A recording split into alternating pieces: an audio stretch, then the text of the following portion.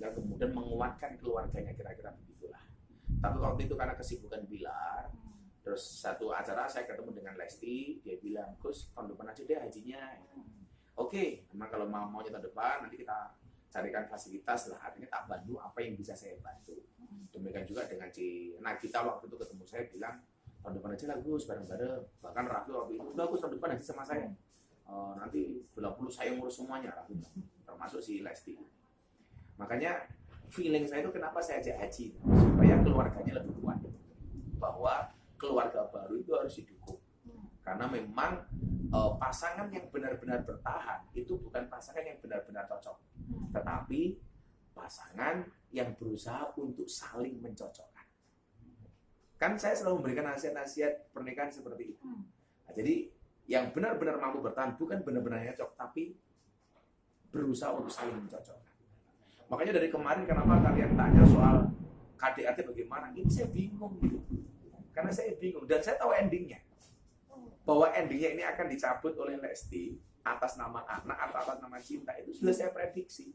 Makanya kenapa saya nggak mau komentar sama sekali. Sekarang orang bilang, wah Lesti ngeprank dan lain sebagainya. Kenapa nggak dilanjutkan? Itulah kenapa alasan Al-Quran mengatakan, hunna libasul lakum wa antum libasul lakum. Perempuan istrimu itu adalah pakaianmu dan kamu adalah pakaian istrimu. Artinya apa? Seharusnya memang aib rumah tangga itu yang tahu ya kita. Ini kemudian banyak orang kenapa ikut-ikutan komentar? Karena sudah dibawa ke ruang publik, dilaporkan, kemudian publik semuanya tahu, dan kemudian sudah tersangka, kemudian dicabut oleh Lesti. Banyak yang nggak terima umpamanya. Lah, hak kita nggak terima juga apa? Haknya nggak terima apa? Ya bagi saya ya silakan mau itu urusan keluarga mereka. Makanya dari kemarin saya kan berusaha diam kan. Kalian ngomong mancing soal bagaimana saya komentari soalnya Lesti, saya mendingan diam gitu. Karena saya tahu endingnya kayak gini, bahwa ini adalah urusan rumah tangga mereka. Mau dilanjutkan atau mau berhenti, ya urusan mereka ini.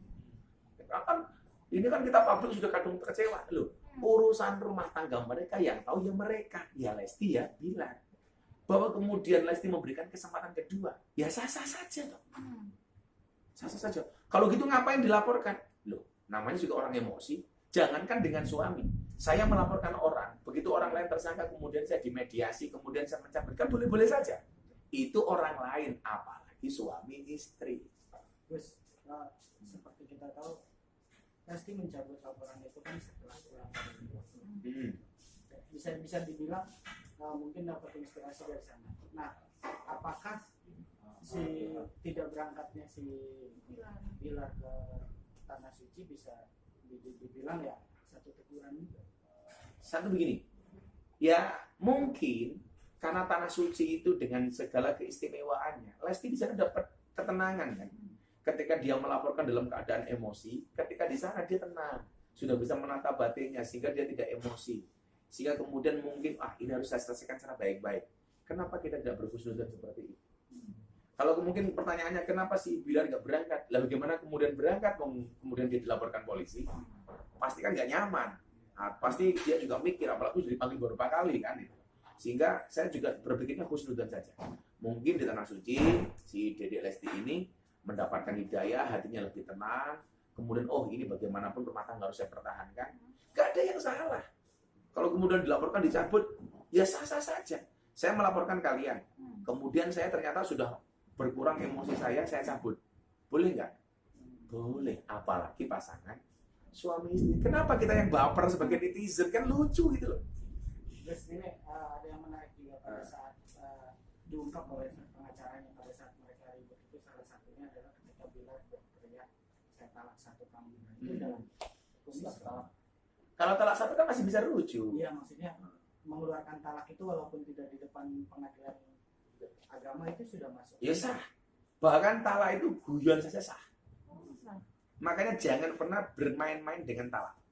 Jangan pernah guyon dengan talak. Walaupun itu enggak serius, itu sah.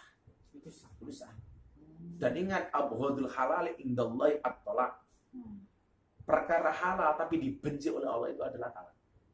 Makanya kita juga jadi pelajaran bagi kita para suami. Jangan gampang mengucapkan kalimat talak. Bahkan dalam keadaan emosi. Guyon sekali. Enggak serius sekali, itu sah. Untuk menarik kata talak itu. Ya sudah rujuk saja kembali. Kan kalau yang sudah tidak bisa kembali kan kalau udah talak 3. Kalau teman talak 1 masih bisa. Gus, ini kan menurut Humas PA kan kalau misalnya si sang istri mengajukan gugatan cerai kan jatuhnya seperti talak 3, Gus. Jadi harus si sang istri harus menikah Saya kan lagi. belum tahu apakah si Dedek Lesti seperti apa, itu sudah mengajukan talak atau sekedar melaporkan. Oh. Kan nggak ada yang tahu. Betul. Dan hari ini belum ada berita bahwa Lesti Kejora mengajukan gugatan cerai. Enggak. Kalau melaporkan Bilar, iya. Tapi kalau mengajukan gugatan cerai, enggak. Nah, yang ada mungkin berita katanya talak 1 dari Bilar. Ya ini selesai ya sudah. Mereka kembali normal lagi. Selama kejadian Bila Sempat hubungin Gus Enggak, nggak sih? saya jaga semua perasaan. Oh. Karena saya nggak mau kemudian nanti ketika saya ngomong justru seolah-olah cenderung ke salah satu pihak. Saya nggak mau hubungan silaturahmi saya baik dengan si Lesti maupun dengan si Bilar ini terganggu. Tapi di saat ini konflik terjadi, kasus terjadi, saya hanya banyak mendoakan mereka berdua. Makanya kan kalian kayak, ayo dong komentar. Saya diam kan, karena saya menjaga mereka.